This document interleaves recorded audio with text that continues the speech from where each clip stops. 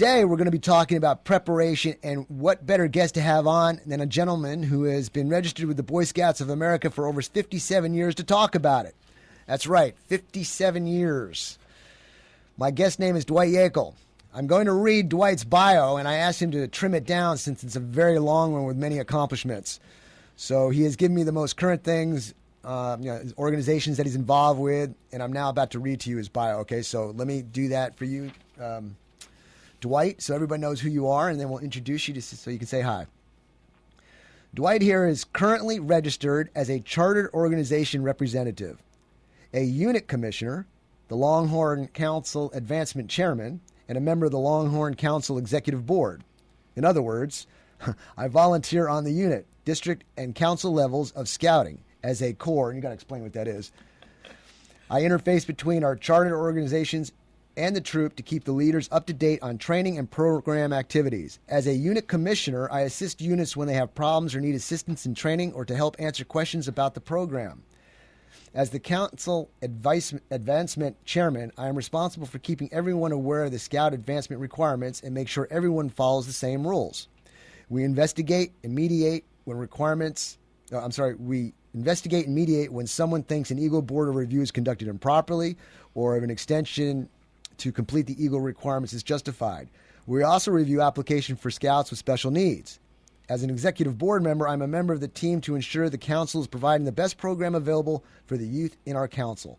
Also to make sure we have the best camps to give the youth the best week-long camp experience ever. Lady, that's a short bio, okay?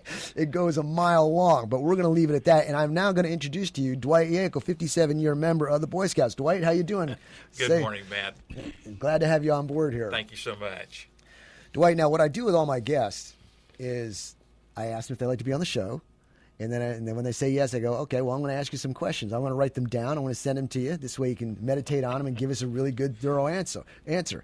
I put none of my guests, ladies and gentlemen, are on the hot seat here. It's totally open. And so what we're going to do right now, Dwight, once I find my questions, and here they are, we're going to start asking you questions. We got till about to the top of the hour here. We got about 10 minutes, so I might cut you off a little bit if we're running out of time. Don't take it personal, okay? Not a problem. So we're going to start off now. Dwight, you've been in Scouts for 57 plus years, which brings up two immediate questions. One, how old are you, man? And so I don't have to do the math. How old were you when you got started in the Scouts? Well, some people say I'm older than dirt, but it's not really true. I'm actually 65 years old, and I started scouting as a Cub Scout when I was 8 years old. Oh, wow. Okay, so you know the ins and outs of it all together, right? I hope so. Now, the way he looks, ladies and gentlemen, for being, how old are you again? 65. 65. I think he's got a picture in the attic. It just keeps getting older and older, and he stays young looking, okay? All right, let's move on to some serious questions here. Not a problem. Eagle Scout is one of the biggest achievements a scout can do. I know, because I've had two sons, and they were under your supervision, by the way, who are Eagle Scouts. For those of us out there who may not know what an Eagle Scout is or what it takes to become one, can you briefly tell everyone what's involved in getting that achievement? It's a long story, but the Eagle Scout is the highest advancement rank in the Boy Scouting. In fact, last year, 2014, 51,820 boys made Eagle Scout. That's in 2015 alone? In 2014 alone. Okay. There's about 2.25 million since 1911. Wow, and special things come with being an Eagle Scout, but we'll hold off. I'll special things, but very few make it. It's a very, very, very low percentage that actually start scouting and finish as an Eagle Scout. It takes at least the goal of the Boy Scouts is to make first class, which is 3 steps in the first year, and then you have Star, Life, and Eagle. And each of those steps have little, requirements where you have to earn a certain amount of merit badges. Mm-hmm. You have to have certain time that you're in the unit. You have to have leadership positions in those units. And then you have to go before a board of review to see that you are qualified to advance to the next step. To see if you have merit, right? Yes. Okay, well, let me ask you this. You may not know this answer.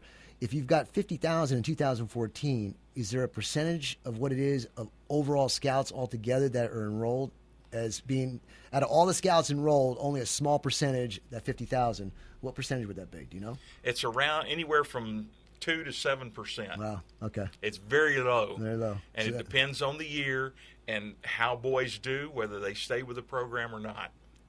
Ladies and gentlemen, when you see an Eagle Scout out there, or a Star Scout, or a Life Scout, they're doing a lot of hard work to become those levels, especially the Eagle Scout. So when you see one, look at them a little different and realize they've gone through a lot of stuff. Anything else on that point? That we can go on. All right. Question number 3. What is the purpose of scouting? What is the concept goal of becoming a scout? Well, basically, the mission of the Boy Scouts of America is to prepare young people to make ethical and moral choices over their lifetimes by instilling in them the values of the Scout Oath and the Scout Law. Now, ladies and gentlemen, I want to make something very clear here. As much as I am fanatical about dotting your I's and crossing your T's when it comes to concealed carry law, Dwight here is extremely the same way when it comes to Boy Scout. He reads it, understands commas and what they mean and pauses. So when he talks, he's talking the way it is in the book, and that's the way it is by gosh, okay? All right, go ahead. Okay, and the vision, that's just the mission of the Boy Scouts. Now, you always have to have a vision of what you want to do when you have an organization like this. And the vision, believe it or not, is to have all or every eligible youth in America to become responsible, participating citizens and leaders who are guided by the Scout Oath and Law. Yeah, how's that working out for you? That's the vision. It's that's like vision, yeah. Baden-Powell, who started this, said, I would like to have world peace. Did he make it? No, he died in World War II. But what would the world be like without his influence? That's right. And I keep saying, what would the world be like without our scouting influence? Understood. Yes, you make a And valid that's point. why it's so important. That's how important one person can make a difference, ladies and gentlemen. Everyone. All right, can I move on? Yes. All right. In all of your years scouting and all the scouts you've seen come and go, do you see the discipline of a scout fade as time goes by? Or in most cases, does his training grow and blossom as he becomes an adult? I can't say that it diminishes, but the training and experiences of scouting are never, ever forgotten. They always remember it. I've had scouts who have been out of the program for over 20 years. They see me in scout uniform. They come up and shake my hand and says, I used to be a scout, and I dropped out. I sure wished I hadn't. But I still remember the Scout Oath and Law, and I said, thank you. Can they make a fire? Some of them can. That's good. And we used to have it as a requirement with only 2 matches. And they said, man, I can do it with 1. It's giving them skills to prepare themselves for life. Fantastic. Ladies and gentlemen, I've seen Dwight in action. He's excellent. He's very motivated. Maybe if you want, maybe if there's some way we can put people together when they're after this program, if they've got children who want to get involved with scouts, we'll talk about that at the end of the segment, but you might want to contact him. All right, let's go on to number 5. In recent years, all right, you ready? You ready out there? I love it. In recent years, the ideology of the Boy Scouts have been challenged. As the world and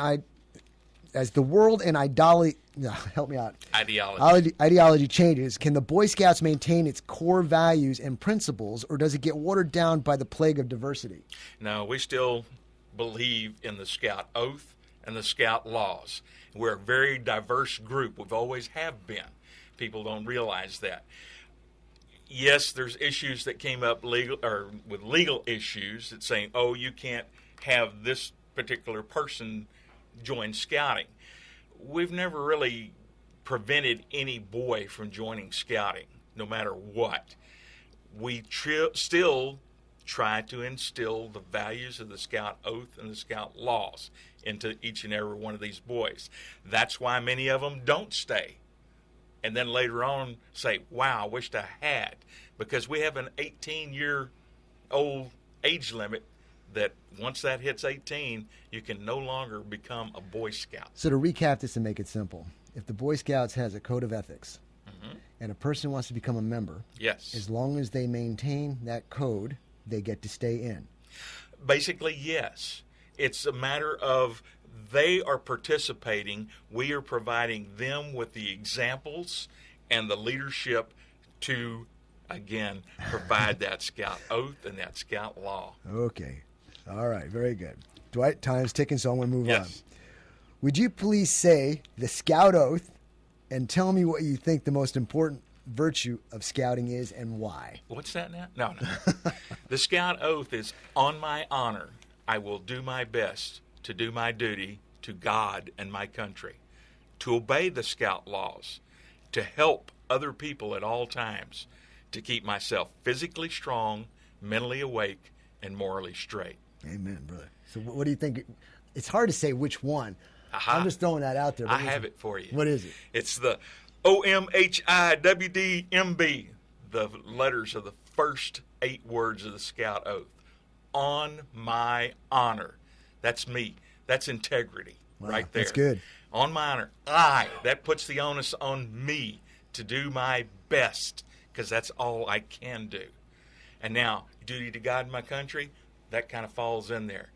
To help other people at all times. Wow, that's really good, because if you can help somebody, it makes you feel better, it helps them. You know, I'm picturing an American flag waving behind you as you're speaking. Hopefully it's there. And then to keep myself physically strong, mentally awake, and morally straight.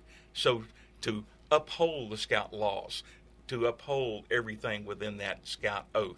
That's what we're trying to instill for good leadership and good leaders in America. Fantastic.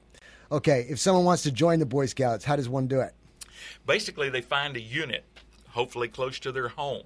They'll find kids in school that are scouts, and they'll kind of tag along with them.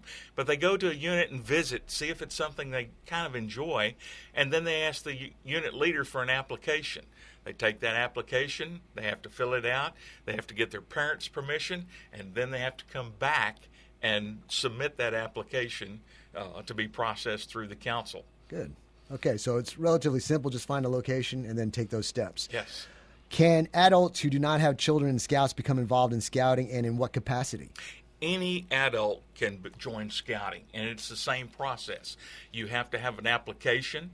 Now, it's a little more stringent for the adults, because the application has to have approval of the chartered organization of the unit he's actually joining. He also has to, it goes through a background check so that we make sure we have the best, I guess say, ethical and moral decisions of the Scout Oath and Law. There you go. Make sure we have good people that become examples to young men so that they can succeed in life. Very good. All right, we just got about 1 or 2 minutes left.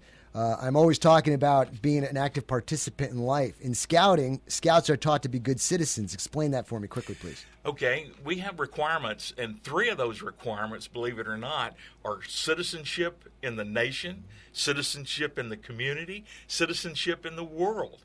We used to have citizenship in the home, but they changed it, which I think was a great deal, to family life. So all of a sudden, you've got all the citizenships that they have to learn about local government, national government, and world governments. But there's also things like camping. You think camping, citizenship? How does that apply? Well, think about when you go camping. Are you going to pollute waters? Are you going to trash up the area? These are things of citizenship that boys learn. And we, in fact, requirement 10 of the Camping Merit Badge says, what are the things that you did to earn this badge that taught you good citizenship? Mm-hmm. So we look to making leaders and making good citizens within the community, nation, and the world.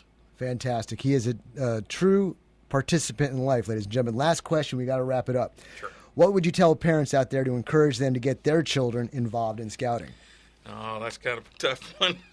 But basically, scouting is a game with a purpose. We try to make things fun. We prepare boys for camping in the outdoors, giving them life skills and teaching them about being a good citizen. In fact, I had one former scout. He called home to his mom and says, I just got into Baylor Law School because I'm an Eagle Scout. And his mom called and told me about this, which I thought was kind of cool. But what about that 4-point average he had? And what about that leadership positions in the college that he was doing? And what about all that serving other people with service projects in the community that he did? No, it wasn't just about an Eagle Scout. It just so happened that everybody on that particular board were Eagle Scouts. Yeah. And so they related There you on go. a common ground. That's right. But it's the individual that does his thing that makes them great. And Eagle Scouts, all of them, seem to be great.